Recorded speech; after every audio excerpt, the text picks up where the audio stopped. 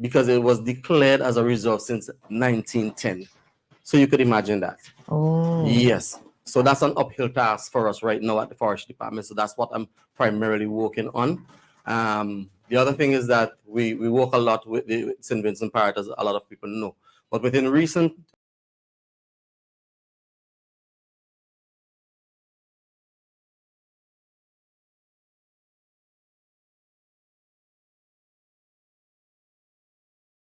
because if you don't have the that sort of ecosystem approach, then we're losing. So with the panelists here this morning, that shows that there's so much to be done, and we all can do it. So we have to have some level of cooperation in order to get it done. For example, recently we were working on birds. Believe it or not, for the first time, as Mr. Rendon said, people need to know. For the first time, we had a land bird monitoring system set up in St. Vincent and the Grenadines. Before, everybody knew the St. Vincent parrot. But how much people know that the St. Vincent parrot is not the only endemic species of bird that we have in St. Vincent? Really? The western warbler, for example. Let me get my notebook. You understand? Pen. Yeah.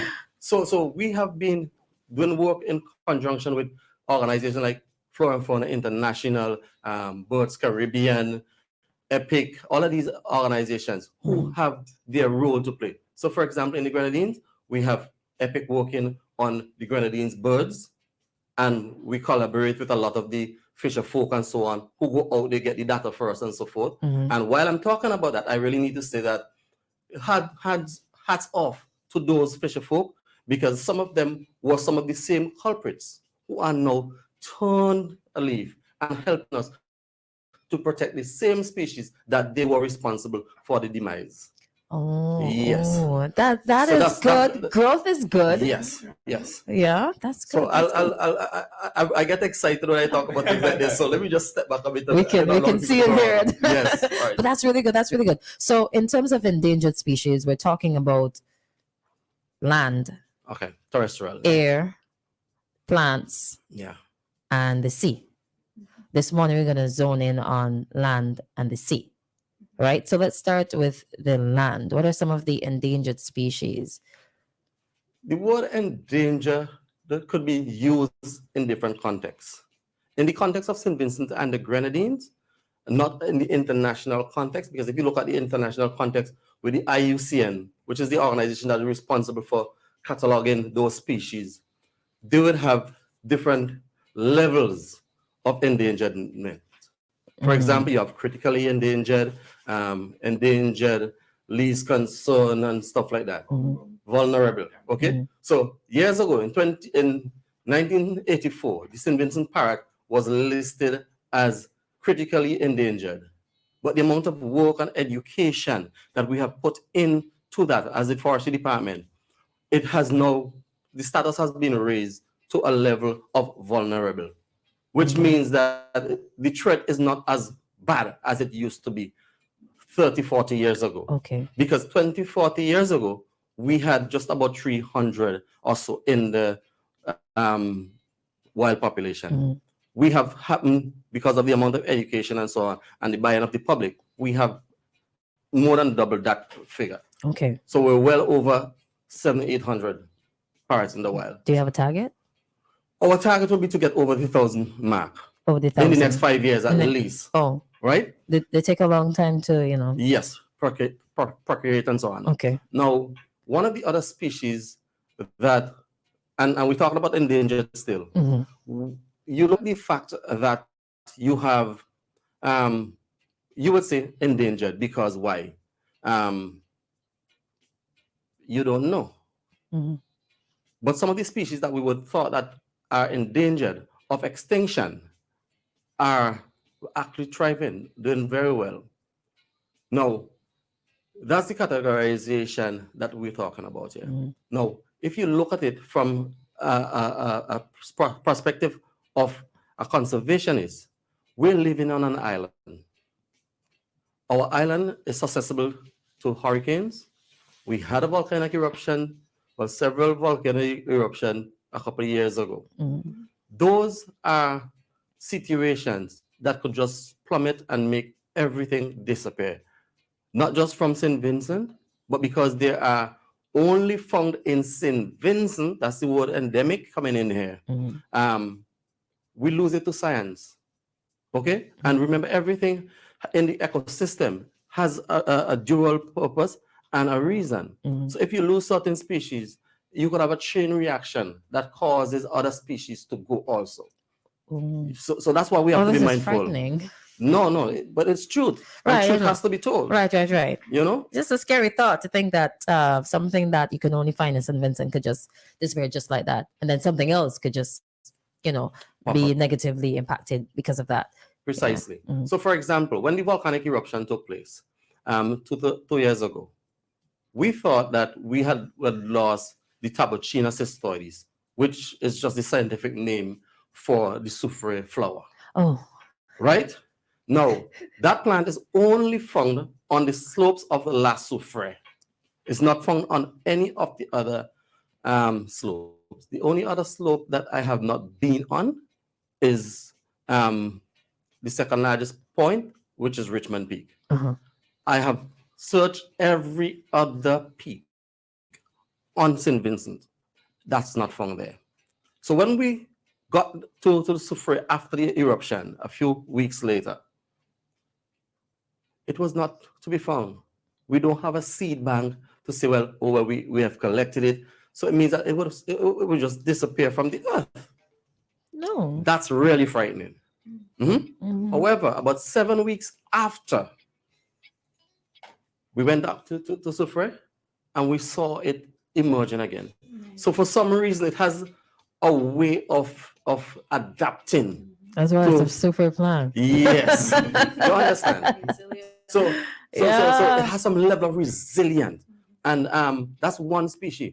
But if you look at, for example, the animals, I know a lot of people don't like snakes, but snakes. Peasants, please. Snakes. Not gonna lie. Snakes and frogs, they are the first indicator when something is going wrong in your environment. So Explain that, please. So you hear the scientists talk about when you're doing you're testing vaccine, you're testing this and that and so forth. They're going to use monkeys and stuff like that. That comes after. Because the closest relation to humans would be the mammals. So monkey. Now, with the frogs and the snake, because they breathe through their skins, the first minute change that takes place in the environment, they get affected first. And as long as they're affected, that is the indicator for the scientists that we need to check this out. For example, let's use the Montserrat and Dominica example, the mountain chicken. Okay? That's a frog. Phalax is the scientific name. Yeah. Now, I remember I went to Dominica some years ago in the 1990s, mid 1990s, and they were flourishing with it. And then all of a sudden, this disease showed up, the citrus fungus, and it decimated the population. I was in Dominica last year. They have less than 100 remaining in the wild in Dominica. Oh, no, that's sad. In Montserrat, it's even more bleak because Montserrat had several and still going through volcanic eruptions. So that simple pathogen could decimate the entire population. Guess what? We got this scare when we did a workshop in St. Vincent on the citrus fungus, and we found that fungus here in St. Vincent. The good thing about when was that? This was done in the 2008, I think, or 2009. The good thing about it is that our species, for some reason, has a great resilience to a lot of the diseases. I don't know the reason why. Is the water. Yeah, but Dominica and all these other islands. No, our water different, clearly. Okay. Because it's the soufre plant, it's other species. Come on, it's the water. It's something, right? So that's great for us. So when you look at things like that, it's important. If we skip mainland St. Vincent now and we go to the Grenadines, and remember we talk about the snakes. I know the people don't like snakes, but we talk about the snakes, so we're gonna come back to the snake You a come little back bit to the later. snakes? A little bit later, Okay, okay. right? Now, Alright. reptiles. We have over 12 endemic reptiles in St. Vincent and the Grenadines. We have species of lizards, like for example, the bakia. Ooh, okay. Yeah, and listen to me. Sounds fascinating. This species is only found in Union Island, Chatham Bay. We have the Grenadensis, which is the Congo snake. It's colorful, it's different. It's found in Grenada, the Grenadines, not in the mainland St. Vincent. We also have the blind snake. The blind snake was recorded in Carriacou and Union Island. The last specimen that was seen in Carriacou was seen in 1996, less than 40 years ago. So it might well be that it has already disappeared from Carriacou. Guess what? That makes us Union Island where it is. I got a photo 2 months ago from a warden that works with us from Union Island of that blind snake. Oh, so there's a lot more to Union Island than salt picking and festivals then. You better believe it. Chatham Bay seems like Chatham the Bay place is to the be. hub. Chatham Bay is the hub. So we have to protect that area with all our might. We have to have it gazetted. We have to have it placed on a pedestal, because the high-rise hotels and so on is not going to bring the money. Ecotourism is the way forward. That is the way that the money going to come. And when you have unique species like that, because we have like 6 unique species to Union Island on mainland, endemic, including a tarantula. A lot of people don't know that we have tarantulas. So why you say tarantula? Well, you asked Let me. me tell you. I was here thinking, all right, X amount of money to get on the boat to go down. All right, I'm here planning, and then you said tarantula. I'm like, never mind. But they're not poisonous. It's not. Okay. And it's perception. Perception. It's perception. Perception versus reality. They're more scared of us than we're scared of them, right? You better believe it. Okay, no problem. I'll call you when I'm ready to go see a tarantula. So it's a lot more. Oh man, this is exciting. So it's a lot more than the land species. And you spoke about the birds, and you even went on to speak about the sulfur plant. It's 8:33. We have to take a break in a bit. But I think in this same discussion here, we should talk about the ocean. So the endangered species. Yeah. So Yeah. I think when we To the think, microphone. when we think about Yeah. endangered species, with this year, I think the first thing that comes to mind is sea turtles. Yeah. So I wouldn't speak too much about it because I know my colleague has something to say. But we have 4 species that are here in St. Vincent. Not all of them live here. Some of them pass through or use our waters to nest. They come on shore and nest. So we have the hawksbill, the green turtle, the leatherback, and the loggerhead. All of them are threatened. Some of them more than others. So the hawksbill, those are the ones that are critically endangered. And their populations would have been seriously decimated in the early 1900s. Before the invention of plastics, they used to use the turtle shell for a lot of items, especially in some areas they were culturally important, like in Japan. They use the shells to make beko, which is a very nicely colored brown material, and they use it to make combs and fans and hair pieces and jewelry.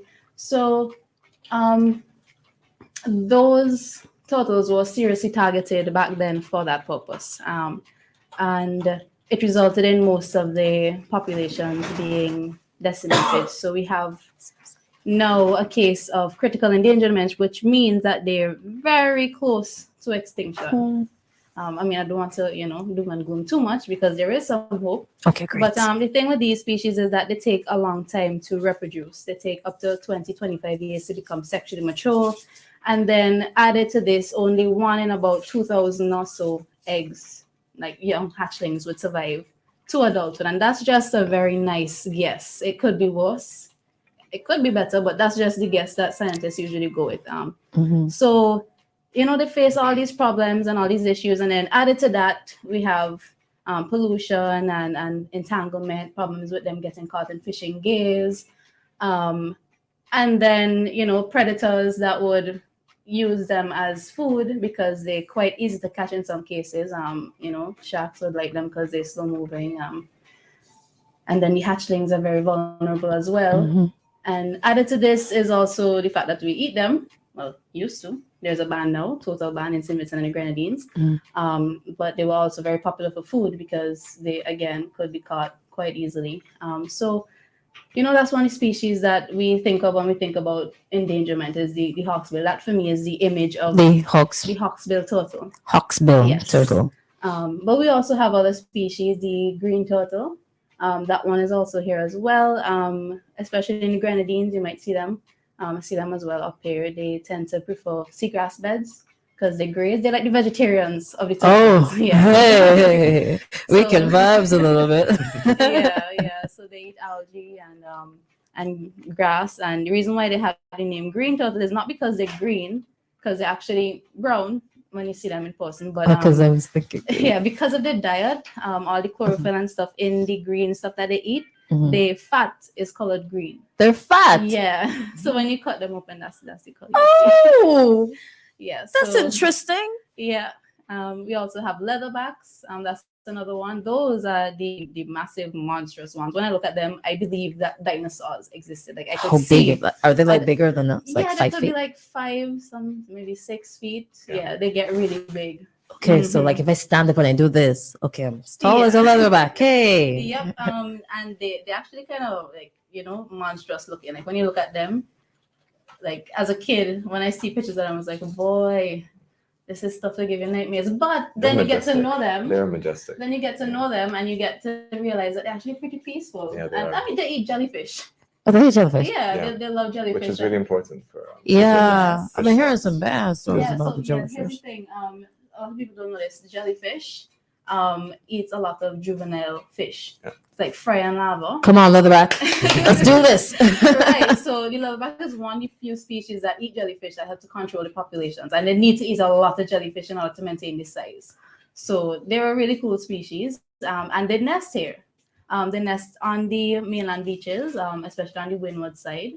And especially on one of our beaches, we have a monitor that's there, Jeff Lavia, big up Jeff. I don't know if he's listening, but he's employed with the Fisheries Division and he monitors one of the more popular nesting sites out at Sandy Bay. And we also have a popular nesting site in Connery as well. Oh, you do. Yeah, and now time for me to put on my disciplinarian pants. To all you on the windward side, that's poaching turtle eggs. Hold. Please stop. You gotta They're say that struggling. again. You gotta say that again. All right, all right, go Yeah. again. So there's this common belief that the turtle eggs they're good for the back. They're eaten as an aphrodisiac. Guys, this is not true. The science has spoken. The research has spoken. Eat It's okra. all in your mind. Hate to pop your bubble, but yeah. So we 'Cause see they that ain't these popping nothing. species already have so much threats to deal with. There's so much going on, and 1 in 1,000, 1 in 2,000. Keep that number in mind when you open a nest and there's only 50, 60 eggs and you eat all of them. So it's really important that we keep that in mind. So stop sucking turtle eggs, please. You're making it harder for the species, and it's something that you could walk around. There's other things in the pharmacy. Forestry might give you some cues as to some plants. Might be able to find something in the wild. Actually do Yes. work. Yeah. Yeah. So what other species is there? I talked about the leatherback, the green, the hawksbill. Oh, and there's the loggerhead. Now, personally, I have a vendetta against the loggerhead. Sorry. I've never seen one. Oh yeah. I've Okay. seen all I the get others, it. but I I've get never it. seen a loggerhead. They're pretty rare. They pass through our waters to forage, so they would eat crustaceans and small invertebrates, that sort of thing. They have a very thick head. That's why they call loggerheads. It actually looks like a log. So it's one of the species not so commonly found, not known much to nest here, but it is one that passes through. Okay, now you're gonna make me look for their head. Whoa, an image of Yeah. turtles. Okay, so great stuff. Now we have to take a break right now. It's 20 minutes on to the 9 o'clock hour. When we come back, then we're gonna talk about turtles and the project that is going on right now. Well, more about turtles. I actually swam with one in April, and it was just so super cool. Yeah. So while I was pretending to swim, you know how it is. I don't go under. I just stay on the surface. That's actually better for the turtles. To stay on the surface. Yes, because sometimes people would try to swim with them. And Closer to the microphone. Yeah, sometimes people would try to swim with them and startle them. Oh. That's actually a problem that I'm seeing a lot now on social media. So I see people like posting, oh, they saw a turtle and they get really excited and they want to get close to the turtle. But it's actually really important to not get too close to them and not to touch them, because they have a very special way about how they breathe and how they operate in the environment. If you disturb them, it could actually stop them from going up to take their breath, and that would stress them out. So it would like throw off the whole synchrony. So it's really important not to get too close. I know it's really tempting because you could get really excited and be like, oh my gosh, a turtle. I was excited. I didn't touch because I'm terrified. So which is good. It's good that I'm terrified. I think a bit of fear is good when you're dealing with the environment, when you're dealing with underwater stuff, like just to be respectful of their space, because nobody likes to be touched and harassed. It's the same with nature. There are certain species don't really tolerate disturbance well, and turtles are one of them. So bear that in mind, guys. Okay, this is interesting. So it's better to stay at the top. I also saw starfish at the bottom too. Yeah, I think those are less. They wouldn't get terrified if you touch them, but because so you could pick up these starfish and just don't keep them out of water too long. Too long. Yeah. 2 seconds and then go back Yeah. If you have to. If you have it's to. best to just watch, observe, and because a lot of influencers would be attracted to that. Exactly. Right. Yes. Yeah. Oh, so they do it for the what do you call it, clout. The gram. Yeah, they do it for the for the gram. gram, for the likes and the shares and the views. Yeah. All right, so admire from a distance, because the turtle was actually started at the bottom and it went up to the top. Right. And then so he was able to take his breath, which means he was relaxed. He was comfortable with you there. Hey, which is good. Hey. All right, time for a break. When we come back, if you thought this part of the discussion was interesting, wait till you hear the second part. All right, and of course we got to take a stop at the top of the hour. We'll be right back right here on Activated Mornings. Keep the comments and the questions coming at 457-9994.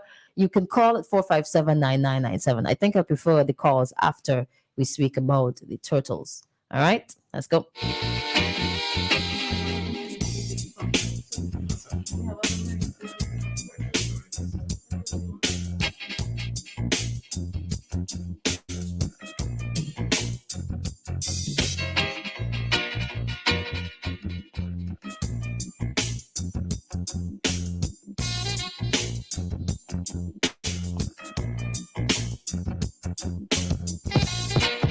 How we live? Hybrid life, living on the hybrid life. What you feeling? Hybrid life, living on the hybrid life. End up on time we now watch phone bill. That's with the contract is a sure thing. How with the new floor plan name? Hybrid. If you don't know about it, then they better slide in. How we live? Hybrid life, living on the hybrid life. What you feeling? Hybrid life, living on the hybrid life. Jump in the hybrid life, living on the hybrid life. What you feeling? Hybrid life, living on the hybrid life. With Fourth View Hybrid Plan, postpaid and prepaid come together as one, with no overages, no contract, no deposit, and no catch. Hybrid. Bundle up now and get 50 gigabytes of data and 2,000 anywhere minutes for only $55 per month, plus a discounted smartphone. You see the new phone plan that Flo made? You could turn postpaid to prepaid. Right off the Leeward Highway on the Old Bookama Road is where you would find Pinchers Transport and Blocks and Hardware, a one-stop shop for all your building and construction needs, from foundation to roof. They offer building materials, sand, Rabica, cement, and stone for 6 and 8-inch blocks, backhoe rental and trucking service. Their hardware section offers electrical and plumbing fittings, carpentry and farming tools and materials, automotive and repair, home care cleaning and DIY repairs, all under one roof. Call 458-7591 or 533-1576. Visit Mondays to Fridays from 7:30 a.m. to 6 p.m., Saturdays 8 a.m. to 4 p.m., and Sundays Sundays 8 a.m. to 1 p.m. Pinchers Transport Blocks and Hardware, where quality meets price. No project too small. Here to serve you. Sparrows, rum of pure sophistication. Sparrows, rum, aged to perfection. Skillfully crafted and forged with time in oak barrels. A rum so divine. Discover authentic Caribbean rum. Sparrows, premium rum. Sparrows, full-bodied rum. Sparrows, pure sophistication. Discover authentic Vincentian rum. Sparrows, premium rum. Distilled and blended by St. Vincent Distillers Limited. Please drink responsibly. Agents, Careers, Distributions Limited. It's everything you'll ever want from everywhere. Real easy. Shop on the net. Use eZone Internet Delivery. Get your online shopping delivered right to your door. A revolution, your evolution. Go shop the world. eZone from everywhere. Real easy. eZone. Fast, easy, affordable. Shop on the net and get it here through the eZone. eZone St. Vincent, local agent to BMC agencies. 99.9, the heart and soul of St. Vincent and the Grenadines. We FM is SVG.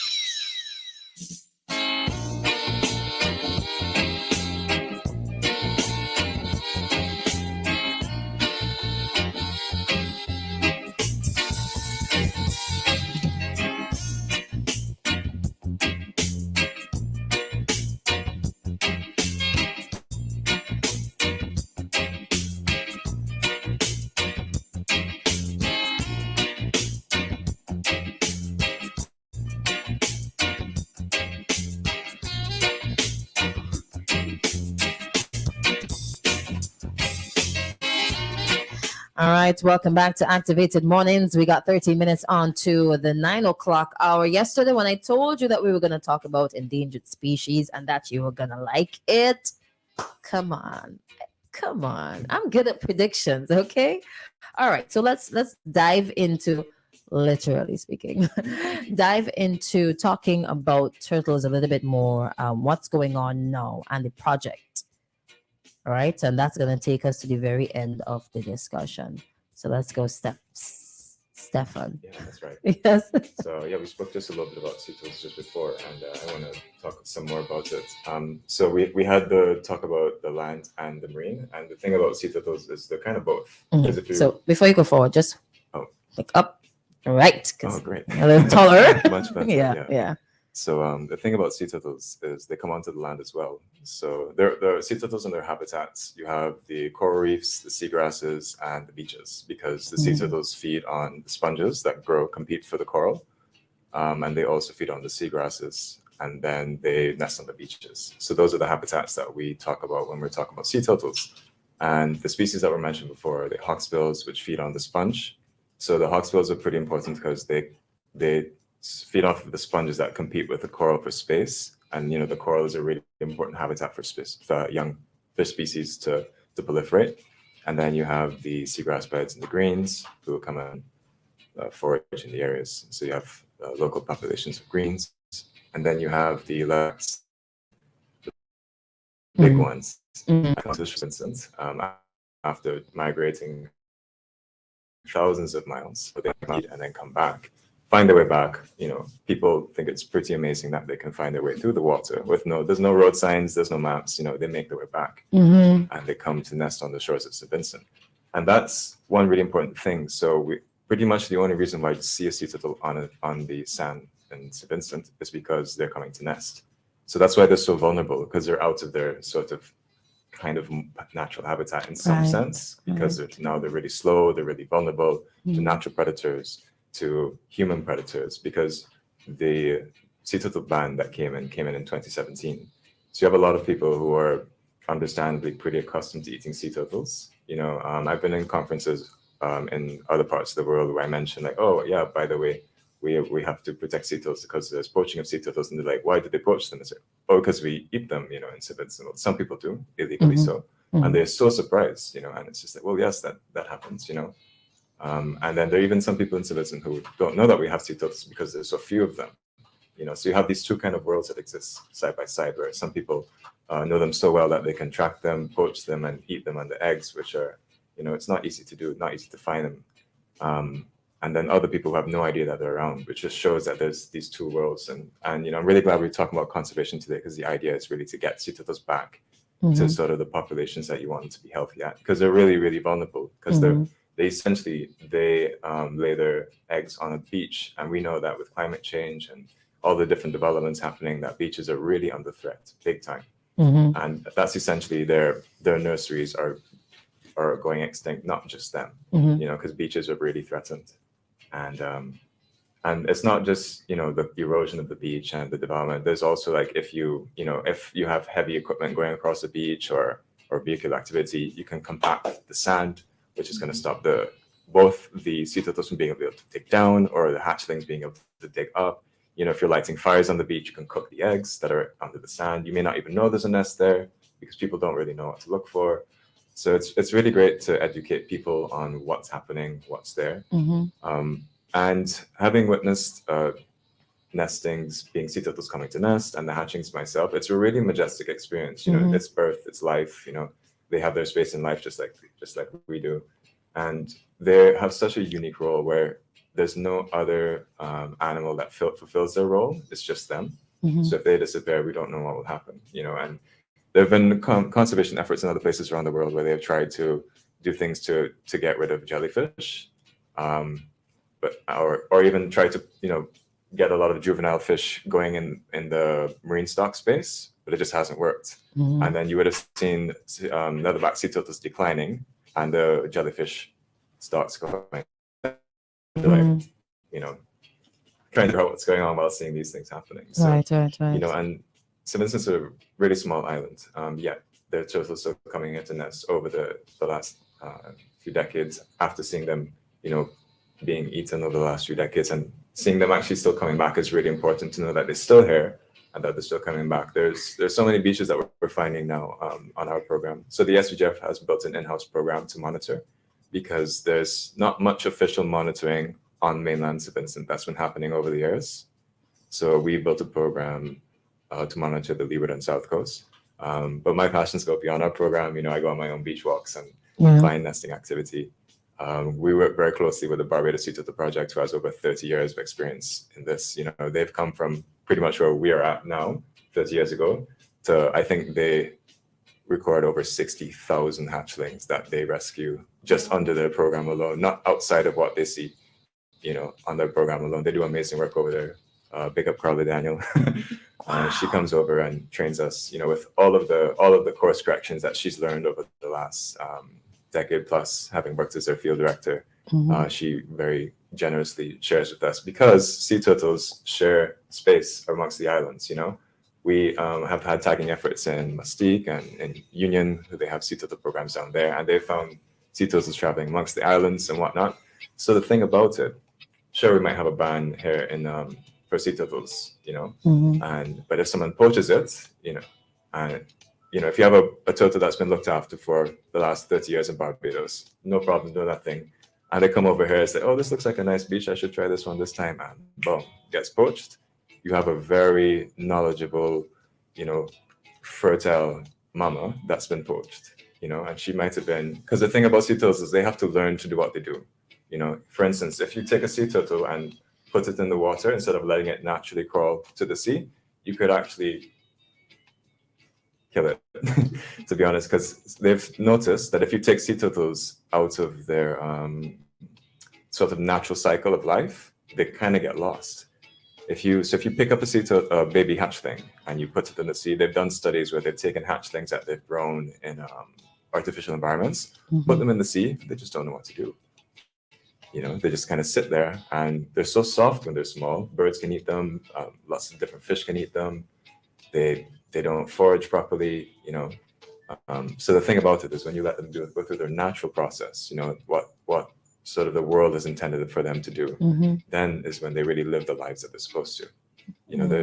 sometimes it's better to just leave things as they are. They're so cute. You want to get as close to them as possible. Hatchlings are so cute. They're little flippers from side to side. They're going up to the beach. And but the main thing is to understand that they're very sensitive, incredibly sensitive. So you have to be really knowledgeable and really sort of contain your passion sometimes, about wanting to get too sort of touchy or stay out of their personal maybe space. I don't want to say too helpful because that could be a bit misguided, because in terms you have to know how to help is what I'm saying basically. And I think it's all a learning process because with more education you make better decisions, and I think that's one of the main things in conservation because we're learning things all the time, and it's important to be authentic about what you're learning and what you're sort of able to share from how you're learning, what you're learning, and being able to share that and teach others on what best practices to do in terms of really helping these species to thrive. Yeah, and we're finding activity of turtles that have not nested on. People think green turtles have just stopped nesting on St. Vincent for being poached so much, but in the last year we found activity of green turtles nesting, and it's really exciting to just be able to say that yes, there's a species of sea turtle nesting in St. Vincent that has not been recorded for a long time. That's good. That's good. In terms of like climate change and maybe like longshore drift or erosion of the sand, you can actually notice there are changes just by visiting Villa and Indian Bay beaches. Absolutely. And I've picked that up from just my regular visits. I'm like, oh, the sand is a little bit more compact. So the sand underneath is black sand. Does that negatively affect the process of like laying eggs and so on? Like I mentioned, sea turtles are really sensitive, and the gender of the sea turtle, whether it comes out as a male or female, is actually affected by the temperature while the nests are incubating. Are you serious? Yeah. So the hotter it is, the more females you get. And the ideal place for a nest for a regulated temperature is under the shade of a tree on the beach. And the thing about that is, if you cut down a tree, you can now affect the gender ratio of a nest. They're so sensitive. They're really so sensitive to environmental changes. Which means they're just so in tune with their environment. Basically. And so, in terms of whether it's black or white sand, we all know black sand hotter than white sand. So basically, as things change, you can affect the sort of natural state of what the sea turtles are looking for, because they have been here longer than we have, and they know what they're looking for, and they know how to survive without us. Basically, they're kind of trying to live alongside us as we do our thing, and we have to get to know. They're trying to accommodate us. Yeah, and here we are. Yeah, we have to try to get to know them better to help them survive, and to make lots of hatchlings. That's the idea. We've heard of success stories from places like Trinidad. I think it's Grand Riviere is the bay where they used to have 7 nests per year, and now they have hundreds. Through conservation efforts. It just goes to show that it really does work when you do the right things. How often does a single turtle come up to shore to lay eggs? Usually, it really depends. Sea turtles won't nest from year to year. It's such a difficult process for them because they feed for so long to get enough body fat to be able to make that migratory journey to come onto the shores, and they do not eat while they're nesting because they have a cloaca, like a chicken or other bird. They're reptiles, so they will not eat because they don't want to pass anything while they're sort of laying, because they don't want to contaminate their eggs. So they go pretty much have a fast the whole time that they're nesting, and they'll have about 4 or 5 different chambers with eggs inside from even different males. They have a special organ where they could store male sperm and fertilize different chambers in their they're incredibly fascinating in terms of how they work. And then they'll nest either on the same beach or different beaches for 1 year, and they will not come back the next year just because it's so taxing on their bodies. So maybe every 2 or 3 years you might have turtles coming back to nest. And people also understand that a lot of the turtles born on, like a Vinci turtle, will go and come back. That's kind of the idea. A lot of turtles who are born on the beaches tend to come back to the areas, if not the very specific beach that they're born on. They do go to other beaches, but it's just noted through tagging that this is something that happens. Yeah. Come back home. If I might just interject, I actually remember one time Yeah, I remember one time I was on Indian Bay, in Villa, and there was a hawksbill that came up, a pretty old female. She looked, smooth and had a lot of barnacles on her. And she was trying to nest. She was digging and like walking up, on the end of Indian Bay. There's a wall, there's a property there, and there's a wall that goes down to the beach. And she was actually like walking into the wall, like trying to get up into the beach because apparently maybe that whole area was beach when she Yeah. was there, when she was born there, and she was returning to lay her clutch, and she was just like driving into the wall. And it's such a real image of what happens today. Like a lot of areas where these turtles would have been hatched, they're returning now, and it's not the same anymore, so they're struggling to survive. And That makes me sad yeah, now. sorry, it's the reality I sometimes, know, I yeah. know, I know. And these are stories that you have to hear. I just wish more people would pay attention to these things, not just for them to maybe get involved, but to actually just know this is the land that you live on. It's really important that well, I think it's important that you Be know, mindful, yeah. like your So like environment, if you're right? building on the beach, in future, if you have a beachside property, bear in mind that there are other users as well, not just people. So Mhm. have these Yeah. things in mind. So in the future we could make better decisions. But I can see in cases, we can't take the call right now, take it when we come back. Sorry. But in cases where maybe there's a bit of ignorance in that people don't know, Yes. maybe the law could play a role. So, okay, going forward, for further development along the coastline, you're not allowed to. If it is that we have to compensate you for a bit of land and make it national property, then XYZ, then this is what we have to do. Yeah. You're both That's a smiling. very good input. Very There's also some idea of like community responsibility as well. Right. Because really, if someone's building a house or building anything by the beach, people on the beach should really be knowledgeable of what's appropriate, what's not appropriate, because they're really the caretakers of that beach, and they're the ones who are going to benefit the most of having that beach be the best it can be. Yeah. So education in those areas is really important, which is why a lot of our monitoring programs, we actually trained them right next to the beaches that they monitor. We're just above Christal's here. That's a nesting beach for hawksbills. We've recorded hawksbills nesting on Christal's. Christal's based this way. Yeah. So There's another, I think there's another that's bay. Rocha Bay down there. Rocha, And yeah. there have been attempts for nesting on Rocha Bay. Serious? Yeah. We monitor about 11 different beaches in St. Vincent, plus some other ones outside of, on more recreational side. But like so Christal's, we've had 3 nests that we recorded. Yeah. And a lot of those hatchlings made it to sea safe and sound. So we're happy about that. A success. And our monitors are great. Big up Hasme, big up Mel. Hey. They're really amazing. They're really passionate. And they're, I think what I'm talking about, these community sort of responsibilities, they're there and they're doing really great things. I just want to mention that what we monitor for specifically in our program are tracks of sea turtles. So when sea turtles come up on the sand, just like, your footprints from your foot, sea turtles have flippers, they have big shells and tails, they leave some really interesting tracks on the beach. When you see them, you know. Yeah, you know. You definitely know. There's some nuance to it because you can identify what species of turtle just by the tracks alone. It's really quite interesting. Yeah, our logo is right here for the program, and we have our species-specific tracks in our logo. I'll take a look when we take a break. Hopefully. And the idea is that, we're hoping that people will be able to report tracks as they use the beach, recreationally or whatever, however.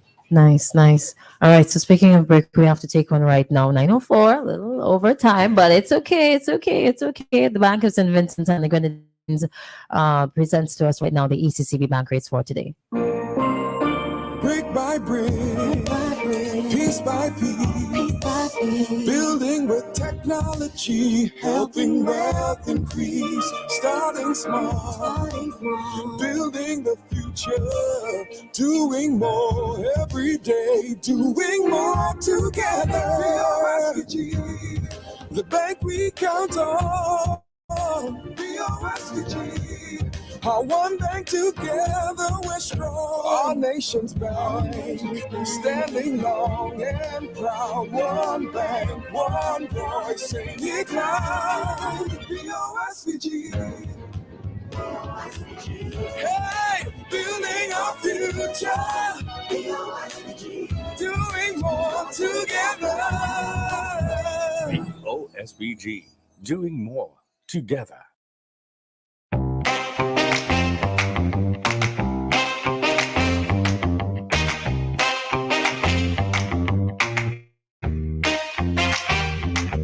All right, good morning and welcome back. It's now time for the ECCB bank rates for today, Wednesday, the 17th day of May, 2023. Brought to you compliments the Bank of St. Vincent and the Grenadines. The following are today's indicative rates in Eastern Caribbean dollars for key international and regional currencies. These rates will not apply to commercial banks' transactions with the public. The Barbados dollar, 1.35, Canadian dollar, 1.99859. Swiss franc, 2.99983. Euro, 2.92194. Pound sterling, 3.35435. United States dollar, 2.70. And the Guyana dollar, 0.01322. Thank you so much for listening, and thanks to the Bank of St. Vincent and the Grenadines for sponsoring. Brick by brick, piece by piece, building with technology, helping wealth increase. Starting small, building the future, doing more every day, doing more together. The bank we count on, BOSVG. Our one bank together we're strong. Our nation's bank, standing long and proud. One bank, one voice, sing it loud. BOSVG. Hey, building our future. Doing more together. OSBG, doing more together. On Friday, May 19th, there'll be thousands of dollars to be won. A lotto jackpot of $102,000. A new home, car, or that college education. Lotto, you have to be in it to win it. Next lotto jackpot, $102,000.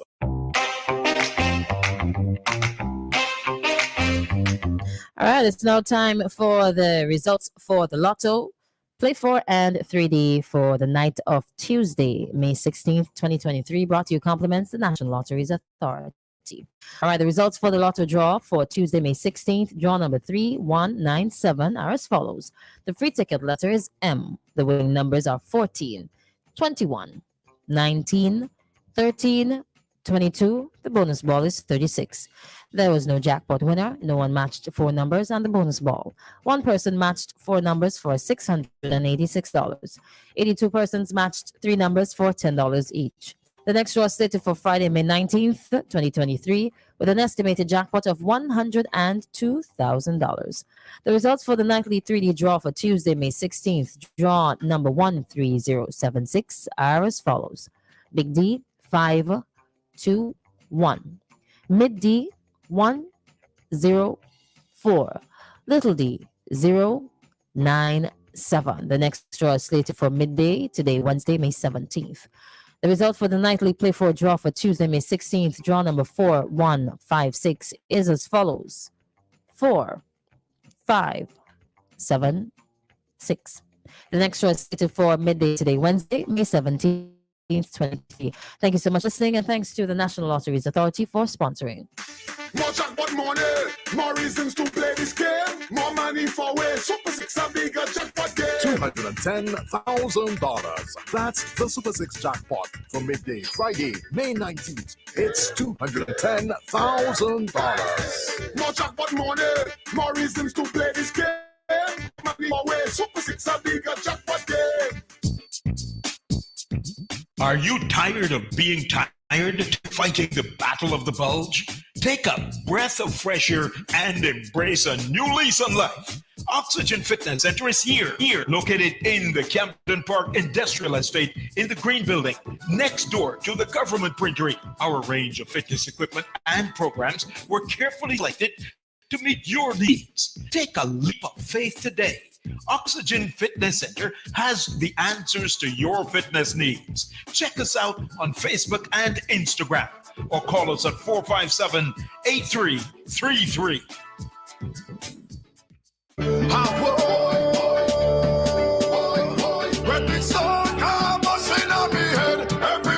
Boom! Come home to Coats Ready Cash and get ready for Carnival with a loan of $3,000 or more, and you're paying nothing for 60 days, because you could be eligible for a reduced interest rate. So don't miss out. Get Carnival ready with flexible payment terms, hassle-free service, and fast approval. Now, all you need is your ID, proof of address, payslip, job letter, 2 references. Guys, hit it. Apply now. Visit shopcoat.com. Come home to Coats Ready Cash. Be ready when you are. Conditions apply. Everybody push something in the air now.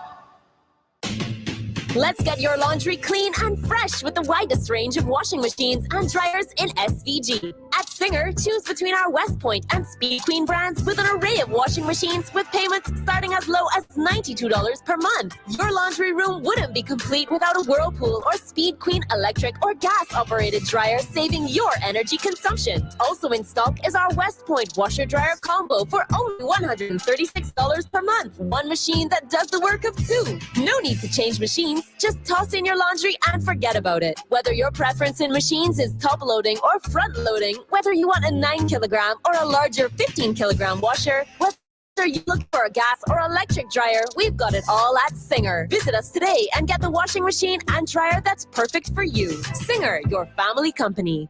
This is 99.9 Radio. Turn it up.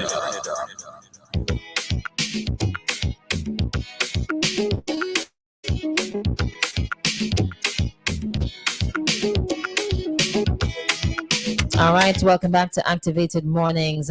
Quite a number of things we touched on this morning, but let me just let you know that this morning's program was actually organized by National Parks, Rivers, and the Beaches Authority and the National Environmental Days Commemoration Committee. So I want to say thank you so much to the organizers for bringing everybody here together to speak about this interesting and important topic this morning.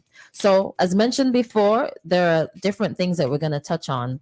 And the final leg this morning is a project that Mr. John Renton, is actually spearheading. So we're going to learn all about this monitoring project. Okay, great. Thank you. The project's been running since February. We've been doing an inventory of the rivers of St. Vincent, looking at the freshwater fish, the brackish water fish, which are the fish that live between the fresh and the sea. And we've also been looking at the crustacean species as well as we go along. Mm-hmm. We've covered 15 rivers over St. Vincent, so we've done a lot of coverage. And at 36 stations within these rivers, which are intended to look at the different habitats that we have up in the mountain, the middle reaches, and the special pool at the mouth of the river itself. And I have to say, before I go any further, thanks very much to the SVGEF for sponsoring the project and the Forestry Department, which has been tremendous support in the project. We're working with forestry officers in this survey. And I think we learned a lot from each other during the course of the survey. And I intend to get the information out now. So this is part of this outreach. We were able to find about 14 species of fish during the survey. And in addition, there's about 6 species of fish that sometimes enter the freshwater front, but are predominantly sea species. So we have around 20 species of fish in our river. Christal, you think we have so many? No, I only know about, I'm afraid to say, I don't know if it's, crayfish. Is crayfish to say? I don't know. I only know about one. Okay. Well, this is a point. I think a lot of people just know about a few species that they might know about. And most people know about the mountain mullet, I think. That's the most common, one of the most common species in the survey. But The most common species that we found was the macaque. And the macaque is a tree parent. The who? Yes, that's a parent of the tree. People are talking about where do tree come from. Yeah. Some people say it's the lightning and so on and so forth. But in reality, the macaque is the parent of the tree. Oh, this is interesting. And the macaque is what you call a Cichidium goby. And there's really about 3 different species of goby in the river. One very common one, they call the pretty macaque, which is orange with brown blotches on it. Mhm. But I believe there's another one yet. And they're very difficult to tell apart. You can only tell them apart when you look in their mouth and look at the upper jaw teeth using a microscope. So I'm going to have to get some help from an American lady from the Museum of Tennessee to help me get through with that part of the project. So it's quite involved. But they are the most widespread. You might know in St. Vincent we have plenty of waterfalls. Yeah. Those are a barrier to many fish. Mullet can get up some of them, but only the very highest waterfall will prevent the macaque from getting up. Because the macaque have a sucker underneath its chin that it used to stick onto the rocks and climb up the waterfall. Wow. Have you ever seen that? Wow. Wait a minute. Okay, I'm picturing the fish and then it's just going up. Wow. Our fish are resilient. I tell you, it's the water. It's the water. It goes beyond that. Fish has that. Come forward to the microphone.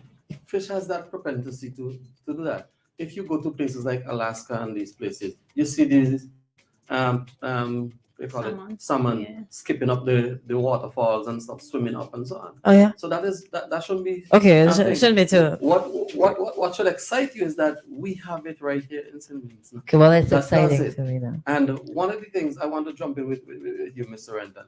I love your project. I mean, one of my officers is assisting. Well, some of them are assisting you, and they've been saying great things about you. They're learning a whole lot and so forth. So I'm happy for that because and he's a great teacher. Yeah, I'm one of the guys who look out for the junior echelon of the staff rather than the seniors, right? So that's great. One of the things that I want to agree with you with the climbing of that goby is that even in places like, and I'm gonna call names of village like South Rivers, where you guys like to poison the rivers and stuff like that. We have seen the use a poultice, a mixture of plants and other stuff. I'm not gonna say it on okay, what they use, right? All right, okay. And I've seen the macaque climb to the back of the individual who's doing the poisoning, trying to escape the poison, and yet the consumer will still purchase poison stuff from them. You know? So one of the things that forestry has a significant problem with would be river poisoning. Right. You understand? So you're really right when it comes to that climbing of thing. It's really amazing. Well, I know in South Rivers they believe them are good for love. So all right. And I don't think that was scientifically proven either. So but they have a lot of threats, unfortunately, that the freshwater species do face. 90% of our water gets abstracted from the river, so water demand growing all the time. We have poisoning, as you mentioned.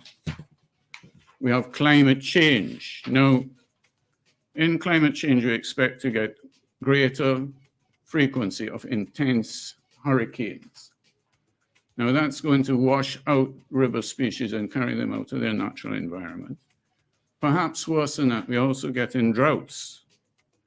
And that, if you notice the river right now, we're having a drought. The rivers are on their bones. And that can affect them very badly.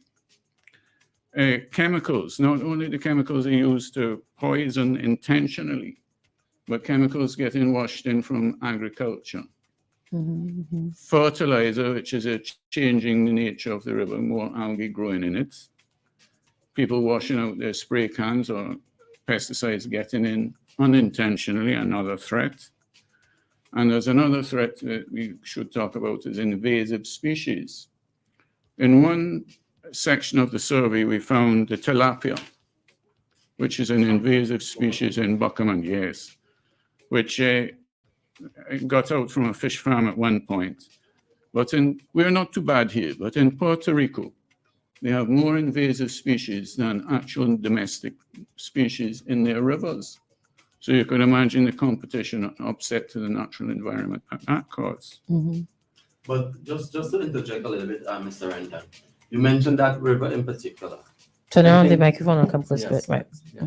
You mentioned that Buckham River in particular. From my experience, I remember when those tilapias entered that river, right? And that's many years ago. But that's not the only river that it's found in, right? Teviot River, I heard of them. Yeah. Teviot, where is if that? you go to Cumberland Bay, they are also there. So it means that they're moving. They are moving. So you have the tilapias in that river. I've seen it in the river in Kingstown here, right where OT building is. What's that? South River Road. River Road. Yeah. Where Catholic school is. I've seen it in that river also. So it means that invasive species is creeping and spreading further and further. This is good information for the sightings. Yeah. And well, we were talking about the resilience earlier. We went and we did sampling by the Walibu River. 2 years ago, pyroclastic flow come down there and nothing helped, nothing, completely sterile. Tree are running up the river still, but when we found there's nothing in it for them to eat at the beginning of the phase after the eruption. But now we found crow and we have found mullet in that river again. So those are coming back from the sea. So our freshwater species have a resilience because nearly all of them have a larval stage connected to the sea. So as long as larvae are in the sea, they can recolonize when there's a problem. But you have to maintain the river habitat properly for them, for the adults to live. Okay, so you mentioned, is there something that we can do as a general public to assist them? Be disciplined in your own practices. If you're a farmer, you could be circumspect about how you use pesticides and fertilizers. When you're building your home, make sure your septic tank is properly sealed off and it's not running into rivers. As individuals, you have to be aware of what is there. Don't poison the river. We mentioned that one already. That is a big negative. And we do have an endangered species in our water, the American eel. It's on the ICUN red list. So that means that its population has fallen significantly over 3 generations of the species. It's fallen by 60%. The American eel is a resilient species. It lives from Greenland down to Trinidad. But it's quite heavily exploited up in North America. We don't know too much about our population down here, but the river fishermen that I've spoken to all say that it's in decline. In fact, they say that many of the species are in decline. The bigger species like grouper, lobsters, the ones that people fish for. So fishermen, you were talking about what they can do. Some fishermen have been speaking to me and saying that they would like to see a ban on catching female lobsters with eggs. There is a ban on that. No, I'm talking about river lobsters. Oh, river lobsters. Yes, sorry, I should have been more specific. River lobsters. River lobster. So the Macrobrachium carcinus. Wait. I just catch myself. River lobsters. To me, the rivers are so tiny. The ones that I've seen are so tiny. Like, where do they all fit? Well, they fit. You got big river lobsters, so. Oh, yeah? Yeah. Nearly as big as the marine lobsters. Oh, yeah? Yeah. And they're highly prized. You get $15 to $20 a pound for them. A river lobster. Gentlemen, they make their living, and several people make their living out of You make a catching them. living? Yeah. Okay. I need to visit some more rivers then. Yes, it Yeah. would be good. Yes. Everybody does. One of the things I think you Microphone. you may have missed out on the riparian zones, the protection. Now, if you have a property or a farm close to the rivers, people tend to cut everything. So all of the runoff of the houses or whatever, Mr. Rendon talk about your sewage tank and so forth. But a lot of the things right now, we have a lot of people with pigs and so on, and all of the affluent run right into the river. So that helps to destroy. So we need something like where there's certain regulations and so on and legislation that are in place for that purpose, but people don't really follow it, and it's hard to police it. So if you protect Take the pigs. If you protect the riparian zones, that will assist the fishes in the river. True. What is the end goal with this entire project? To sensitize people about what we have. A lot of people just don't know what we have. And you know the old song, you don't know what you got till it's gone. Save paradise and put up a parking lot. So we have to know what is there so people would value the species that we have in our river. Zone things properly. One of the areas that we have that's under great threat is this special area by the river mouth. Some people have called it a semi-estuarine pool. It's not an estuary because it's not tidal. But if you go by our rivers, they often find a pool of water dammed up by the sand on the beach. This water is slightly salty. Now, when you're talking about endangered species, one of the things you look at is geographical area. If the thing is in a restricted geographical area, it's more vulnerable. Now, this pool is a restricted area. And there's a special group of species that you find living in emergent vegetation in this pool. The American eel, we found it once in our survey, and it was in an area like that. There's a crayfish, some people call it swampy, Macrobrachium arcanthurus. It lives there. Another one, Jonga sarai, a very tiny crayfish. People wouldn't know it. But that's, and another beautiful fish. One of your favorite is the whistling warbler. Mine is the opossum pipefish. This fish is related to the seahorse. It's a very tiny, narrow, long fish. The male bears the eggs in a pouch under its belly. And we found for the first time breeding populations of this fish in St. Vincent. So this is an area which needs special protection because it's under a lot of threat. People love to build by the sea. They love to do engineering works to create flood protection, etc. But when you do these things, it does have an impact. So I would like people to be aware of the impact of the things that they do on the river. I guess that would be the main thrust of the project. Oh boy, development comes at a price, right? Yeah. And sometimes the price that is paid is on the environment. When I say environment, I mean land, sea, everything, wildlife, plant life. I mean, it's just so interesting when I'm thinking about it. In terms of the sea, sometimes you walk along the beaches and you notice that there's like a bit of runoff from the land, and you wonder if, okay, I wonder what's coming down. I think I want to say development is often related to what people value, because people value living by a beach that's beautiful or in a space that's really beautiful, and especially more so these days when the world is getting a lot more crowded and a lot more developed. People are looking to run away from their, office jobs and other places to come and be in spaces that are so beautiful.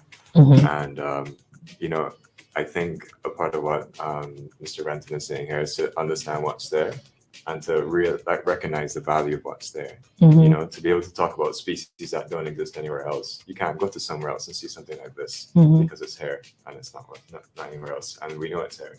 or the fact that they're just the opportunity to see it, because it may not be able to be, in other places they may be disappearing, but here we have the opportunity to protect what's left.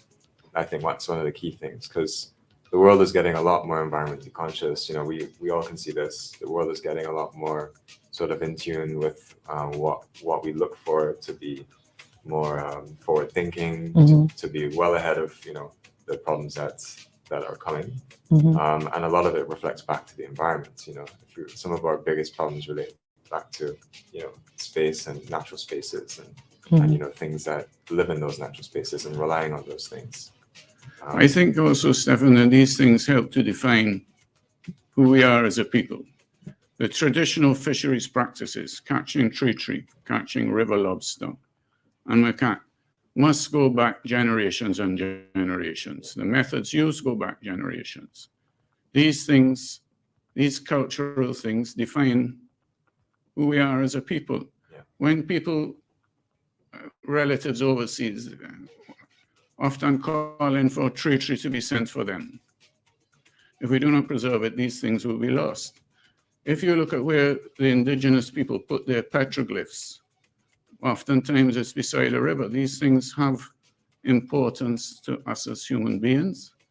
And not only that, in a spiritual sense, these things have value in themselves as God's creations, I would say. Amen. Everything is just so connected, right?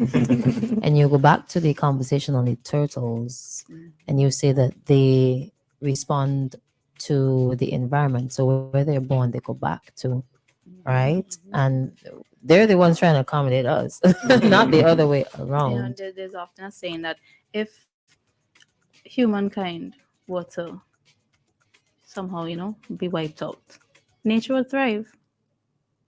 I've seen that. like I've seen that. And I had to laugh because it was just so true. Because our actions, so it goes by, okay, so everybody wants to travel, but there's air pollution, there's noise pollution.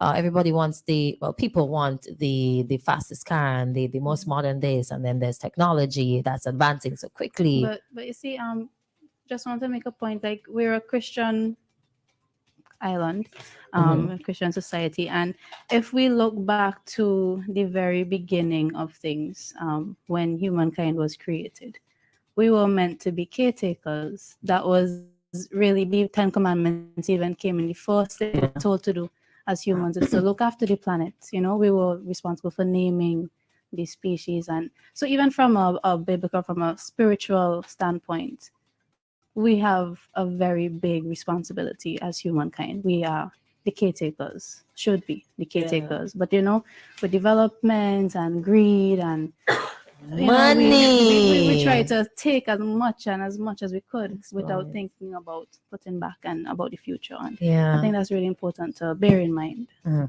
Before you make a point there, right? It's just so interesting how we're talking about we're supposed to be the caretakers, that whenever you go into nature, I don't know, it happens to me.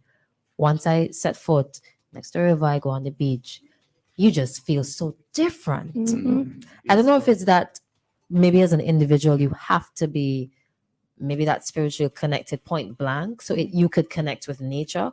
But if you just sit like on the top of Lasso Frere, you go hiking and you just overlook everything and you just witness nature, you feel so different and so connected. And you feel small sometimes. So insignificant, right? Like, how is it that everything is just working together and there's just me? All right. You can go ahead now. What I was saying, right, Christal? I'm just happy that Delight said something like that. Because we are the caretakers of the earth. We all should be. And we as public servants and people who work in the environment, we should be more valued, because we do this for all of us. And it's funny that you don't get the respect or the what's the word? Is it recognition or? Well, I'm not even looking for the recognition. The support. Yes. Okay. That's it. That's it. That's what we're looking for. Because if I'm working for you. You're supposed to support me. Okay? If I am doing a good job, you don't reward me by destroying the same thing that I'm trying to build up. You Mhm. help me to build it up. Right. And that's why we have so much species that have gone extinct over the past years and decades and so on. Because we are the most invasive species because it has, as humans. So everything has to fit into our agenda or it is not good. Mhm. And it should be the opposite. Mhm. We're supposed to fashion things that should emulate upward mobility for conservation and for the species. All right, so a call is coming through, right? So you might want to put on the headphones. So, and there it goes. You can call back really quickly. Let's see if you can get that in. Now, I want to go back a little bit on before we wrap things up. It is 9:36, so we have some time.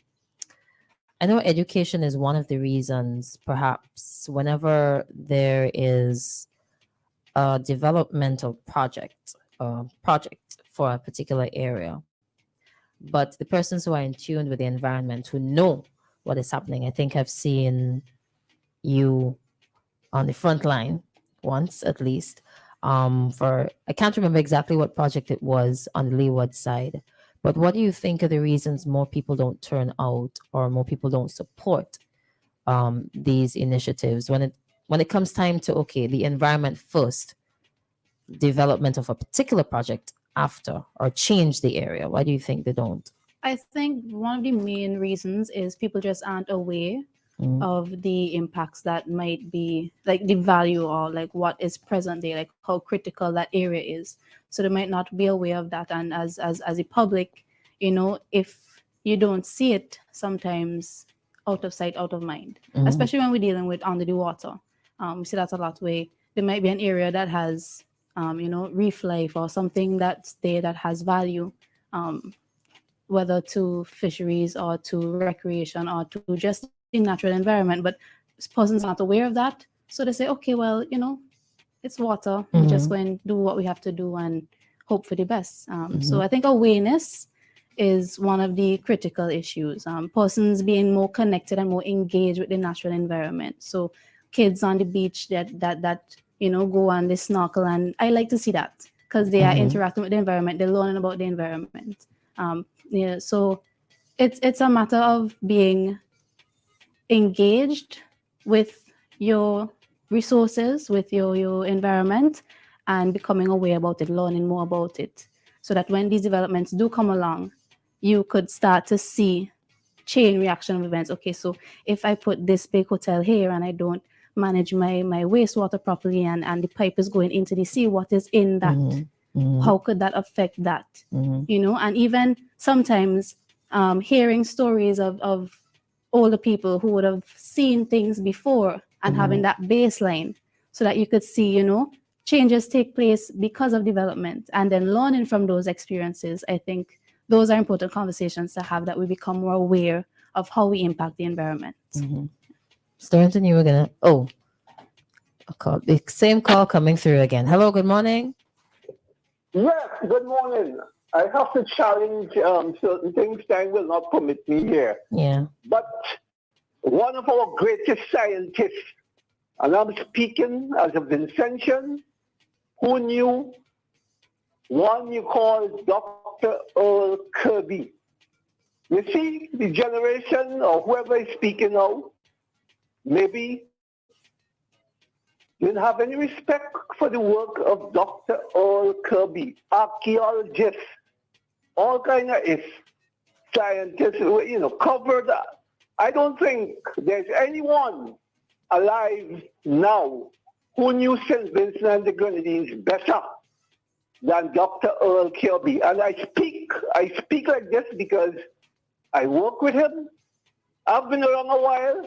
And, I am thinking, as I'm listening to the talk, as though St. Vincent is being rediscovered again. If there's such a word to use, it seems as though St. Vincent and Grenadines. But, our problem, and because of colonization, you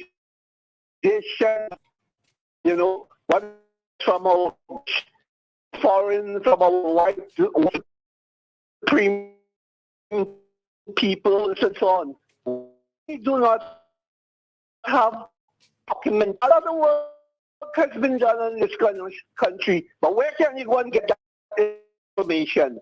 So my point is, in 2023, it is coming to me as an old person now, as a student who followed a lot of things in my country's development. It is coming as though somebody's coming from somewhere to teach us about St. Vincent and Grenadines. I don't mean to offend anybody, but when I hear these talk, I have to speak like this because what we're sadly lacking in this country is proper documentation of our history, our geography, you know, and to hear this conversation reminds me as though we were not existing before.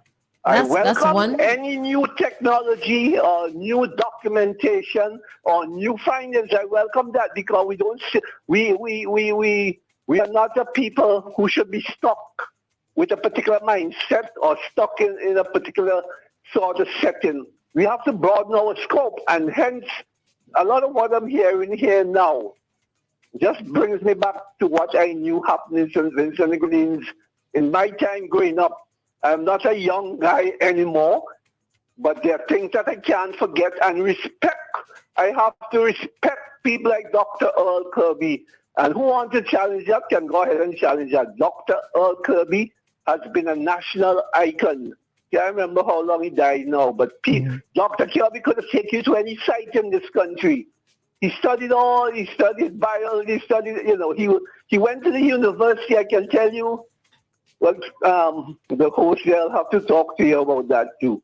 He went to a university in Canada, the University of Guelph, I think, you know, GULP, something like that. Okay.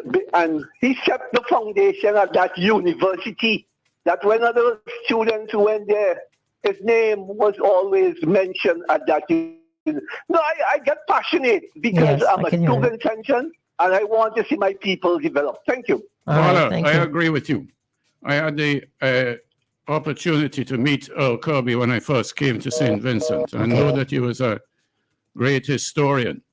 Unfortunately, we have nothing recorded about the freshwater fish of St. Vincent that's easy to find for everybody. So one of our objectives is to do that now. You are right in what you're saying, that in the past, scientists from other countries have made museum collections of fish in St. Vincent. They came, the first one was actually H.H. Smith, who was the curator of the Botanic Gardens in 1890. And Mr. Smith made one of the best collections, and it's in the British Museum. It's not here. There's collections in the Museum of Natural History in New York and in Germany. But this project is an indigenous project. The Forestry Division were instrumental in this project. So this one is ours. So I'm hoping that we will be able to document this information, put it in a paper, because if it's not in a scientific paper for the outside this country, these species don't exist.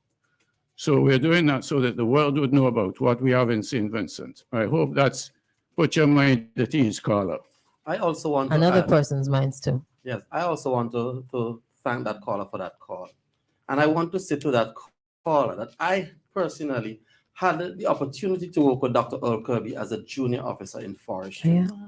So I could relate to what you're saying. One of the species in St. Vincent, one of the reptiles, is actually named after Dr. Earl Kirby. Really? Yes. It's a dwarf gecko, Sparadactylus kirbii. Oh yeah? Mm-hmm. So we will remember him for not only for archaeology and all of the other ologies. We will remember him for that.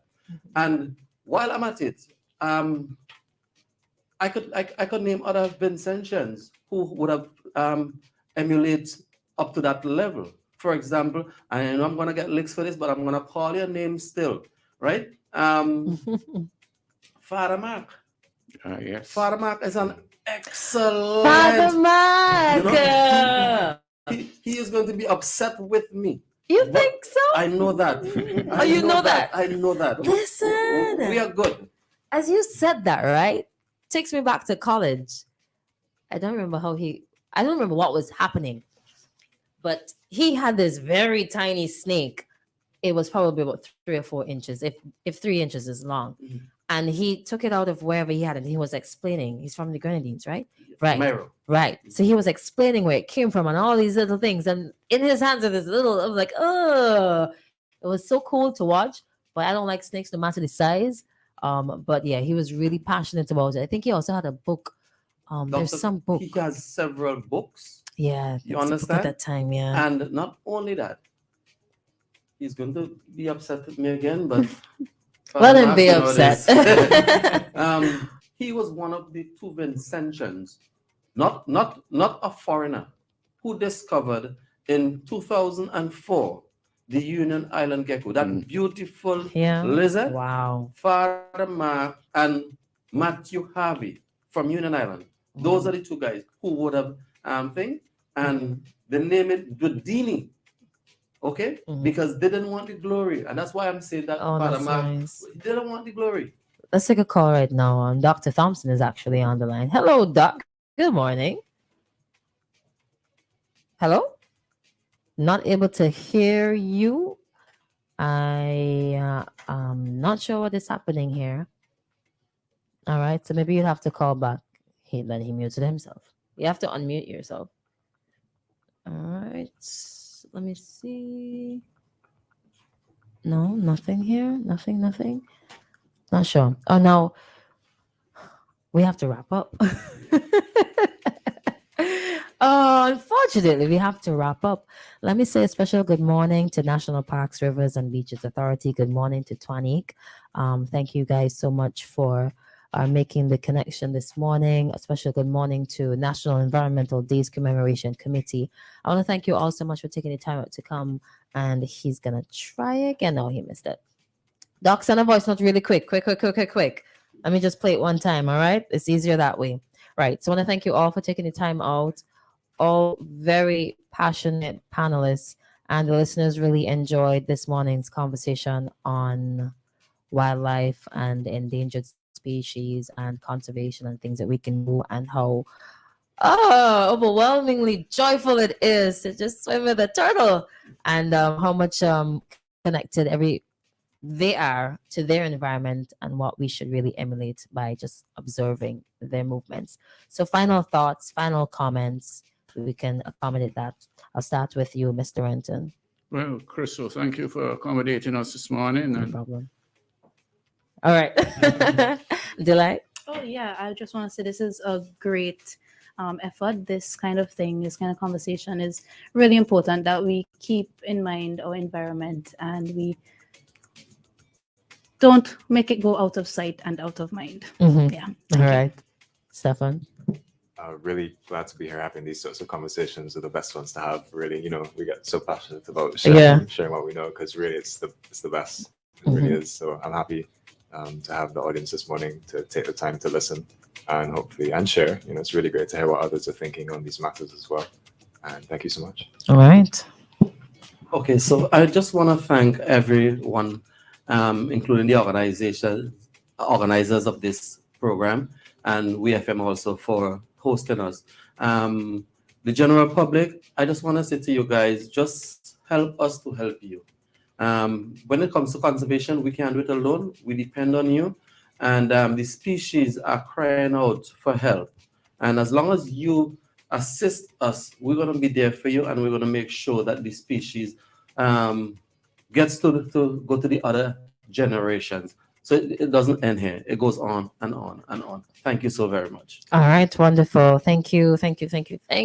Now, if you missed any part of this morning's conversation, don't leave it. You gotta stay seated.